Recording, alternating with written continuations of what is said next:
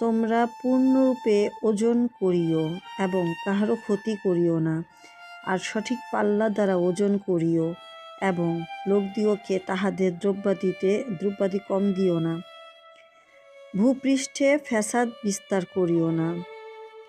এই যে ওজন কম দেওয়ার কথা বলা হয়েছে, ওজনটা কম দেওয়া মানে কি? যার যতটুকু জিনিস তাকে সেটা দেওয়া। যদি কোনো টিচার পড়াইতে যায়, সে যতটুকু সময় পড়াবে ততটুকু সময় সে যেন খালি পড়ানোর মধ্যেই থাকে, তার জন্য মোবাইল টেপা বা অন্য কোনো কাজ সে না করে। 100% মনোযোগটা যেন সে বাচ্চাটার প্রতি দেয়, গ্যাপটা যেন না দেয়, বা গ্যাপ দিলেও যেন সেটা আরেকবার পোষায় দেয়।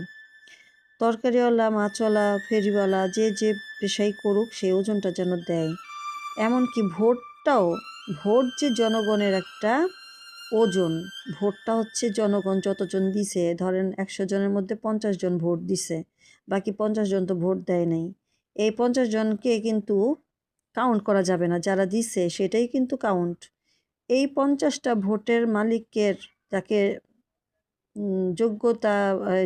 যোগ্য করছে, এখানে যদি পোলিং এজেন্ট হোক বা নির্বাচন কমিশন হোক, এখানে যদি 50কে 500 বানায় দেয়, 50কে 100 বানায় দেয়, তাইলে কি এটা হইল?